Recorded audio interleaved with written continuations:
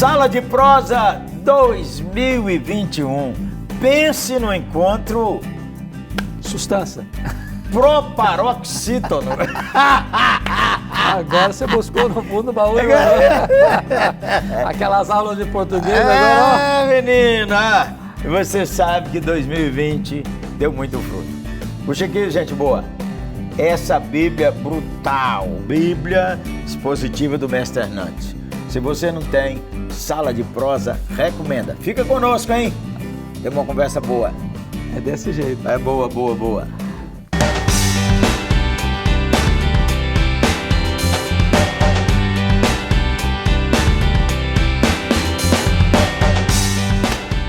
Pandemia, mestre. O povo todo com medo do vírus.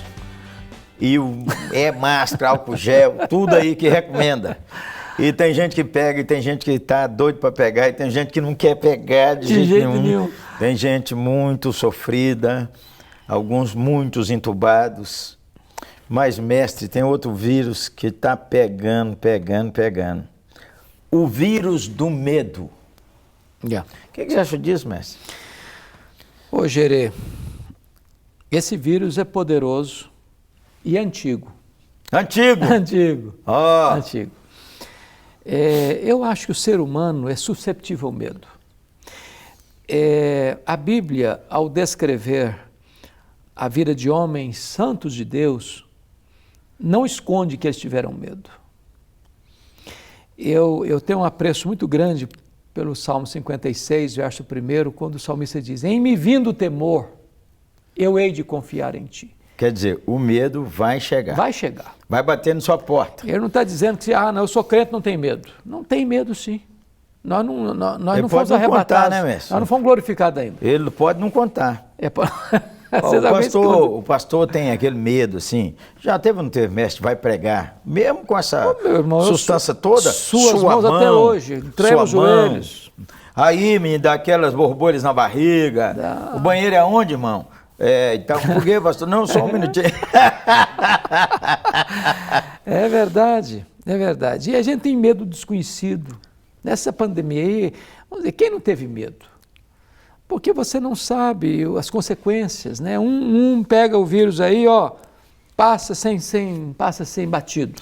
Mestre, eu tive um estresse tão brutal que envolveu medo em abril. Em abril. Porque em abril a gente não sabia nada. A gente achava que abria a porta e o bicho entrava. Como alguém disse, é solércio. É solércio. Aí, mestre, meu Deus do céu, eu fiquei assim com medo de... Uma espécie de síndrome de pânico, seria isso? Exatamente. Mas eu fiquei com medo de faltar comida, não comprei, faltar remédio, não comprei assim estoque, mas preocupei com minha mãe, 95 anos, minha sogra. Falei, vou comprar 3 meses de remédio para elas. Aí, mestre, fiquei pensando assim, se pegasse o bicho. E eu falei, acho que eu devia pegar ele mesmo. Pegar, não estou devendo nada. Eu tenho um apartamento que eu estou pagando a prestação. Então, eu trabalhando aí mais uns tempos, eu termino de pagar. Então, e também tem um seguro. Aí eu pensando sozinho, euzinho. Pensando, eu falei, se eu também morrer, o seguro paga. E Cláudia, menina, você precisa ver o pau que deu isso, porque eu fui conversar com ela, isso que eu pensei. Eu falei, Cláudia, uma mulher tão bonita, eu morro daí uns tempos, ela arrumou outro marido. Não, rapaz, pensa num B.O. Bota B.O. nisso, varão. Medo, varão. E aí eu fiquei pensando... o medo tem uma característica de acrescentar o problema. Exatamente. Né? Vira uma casa de cupim, vira o Pico Everest. Não, varão, e eu fiquei pensando assim, a gente tem que economizar, tinha que economizar. Todo mundo diminuindo, na 8ª nós diminuindo. Aí eu falava assim, teve um dia lá, varão, hoje é hilário, mas naquele dia Cláudio vai ganhar um galardão, Cláudio é anjo. Porque eu falava assim, o que sobrou de ontem guardar, sobrava um pedacinho de bolo desse tamanho.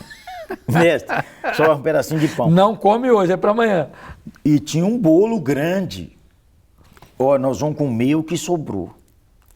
Eu devia ter fotografado e Cláudio com aquela paciência, varão. Mas aí, varão, eu fui no médico. Porque eu também tenho que resolver. Porque às vezes o medo, tem esse medo, como nós falamos do pregador, que às vezes resolve rápido. Tem um medo que é bom, né, Gerê? Tem que o medo que é bom. E tem um medo que é perigoso. O medo que é bom é porque se a gente não tivesse medo, a gente se arrebentaria aí. Você está doido, tomava não? Cuidado, né? O não cara tinha prevenção. fala comigo assim, pastor, se tiver coragem, atravessa a piscina. Eu vou nada, Zé, eu não sei nadar. Agora, há medos que eles são fruto de um descontrole nas nossas emoções, que precisam de um tratamento médico. É. E não é pecado ir ao médico numa situação dessa. Não é Nem falta tomar de fé. remédio. Porque às vezes as pessoas espiritualizam tudo e dizem, não, isso é falta de fé, isso é falta de confiança em Deus, tem que orar mais, tem que ler mais a Bíblia. Tem hora que na sua saúde fica tão abalada que você não consegue nem orar nem ler a Bíblia. É. Não, e eu fui no médico, fui no psiquiatra. E lá ele falou comigo, é química, pastor, química. Está faltando uma química no seu cérebro. Aí eu pensei, mestre, pensei comigo naquela hora. É verdade. Quando a gente faz o exame de sangue, não pergunta assim, 4 bifes, não sai lá, 4 bifes de picanha, 4 broa, 5 pão de queijo. Lá sai cloro, vitamina A, vitamina B. Então... Ô Gerê, eu li um livro, eu recomendo esse livro a todo pastor, A Religião do Cérebro, de um cientista brasileiro. A religião do cérebro. A religião do cérebro, que ele diz o seguinte, há muitas coisas que podem afetar o nosso comportamento, que a maioria atribui a fenômenos espirituais, que nada mais é do que uma falta de um elemento químico, às vezes, no cérebro, que vai lá e toma um remedinho certo, compensa aquilo, resolve aquilo, e aquilo que se atribuía, às vezes, ao diabo, ou à fraqueza humana, ou à falta de fé, ou seja, o que for, não passa de um problema orgânico. Precisa ser tratado e resolvido. Então, gente boa, a medicina, Deus deu só para o incrédulo. A outra coisa é, mantenha sua vida de fé em alta. Há medos que vêm que eles são rebatidos com as promessas de Deus. Isso aí. Segundo, a Bíblia vai te dar coragem, porque há certos medos, mestre, que está acontecendo aí com a pandemia, que o cara acha que se ele ficar dentro de casa, ele está protegido. Ele não sai para nada, NADA, nem os jovens. Irmão. E tem um outro aspecto, Gerê, por exemplo, Paulo diz lá para Timóteo que o medo é mais do que um sentimento, o medo é um espírito. Um espírito. É, um espírito. Então, agora tem medos seletivos hoje, viu? Medos convenientes. O camarada não tem medo de supermercado, ele não tem medo de entrar num avião lotado, ele não tem medo de pegar um ônibus e estar lotado, mas ele tem medo de ir na igreja. O culto é que o bicho está lá mesmo. É que o bicho está lá. Então, que negócio é esse? Que o cara não tem medo de sair para outro lugar, mas tem medo de ir para a igreja? Então, para o culto, irmão. A igreja é, claro, é responsável, é cuidadosa. Nós não estamos dizendo que você não tem que ter cuidado, prevenção, álcool gel, máscara, etc, etc. Ok. Mas tem gente avançar, menino. Tem gente que está tirando quarentena de Jesus, viu? É preciso avançar. Você sabe que se você estiver enfermo, se você desconfia que está enfermo, vá ao médico. Meu marido não quer ir, leva. Minha mulher não quer ir. Menino, promete a ela aquele negócio, assim, aquela viagem, quando abrir tudo, que vai ser brutal, e leva ela para cuidar. Mas há aqueles medos que você tem que repreender com oração, palavra de Deus, comunhão com os irmãos, e ter um amigo assim.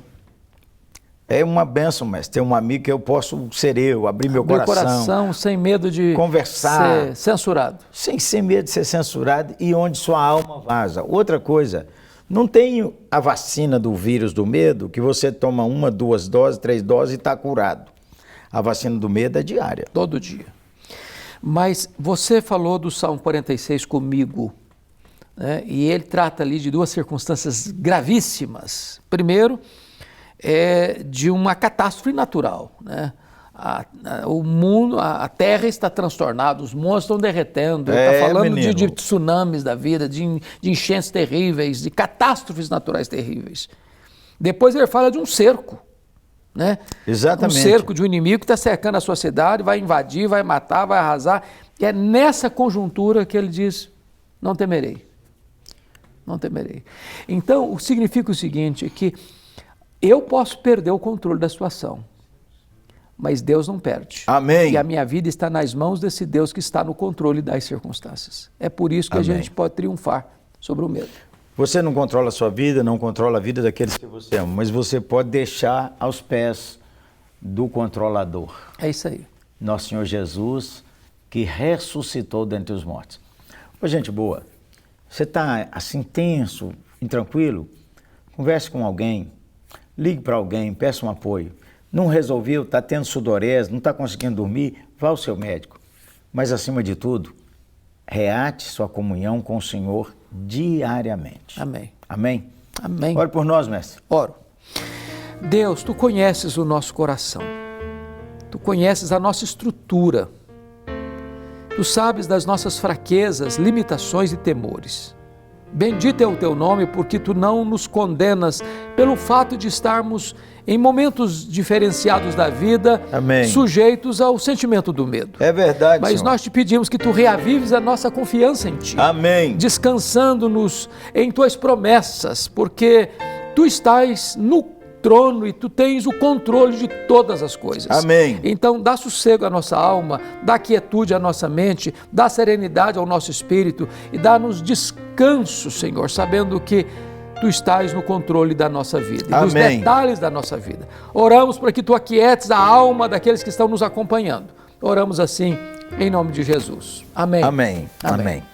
Ô, gente boa, Sala de Prosa, deixa eu falar contigo. Agora mesmo que você acabou de participar conosco, ligue para alguém, mande para alguém, compartilhe seu coração, aceite ser ajudado. Aceite ser ajudado. E se há muito tempo você não consegue ler a sua Bíblia, nem orar, põe aí para tocar os salmos. Salmos são orações e canções. Hoje, ajude alguém, tome providência, vacine a de hoje contra o medo. Deus te abençoe e te guarde. Sala de Prosa 2021, avance com o Sustância, o mestre, o príncipe Hernandes. Deus seja louvado. Deus te abençoe, príncipe. Amém. Alegria, Obrigado. gente. Grande abraço. Um abraço, hein?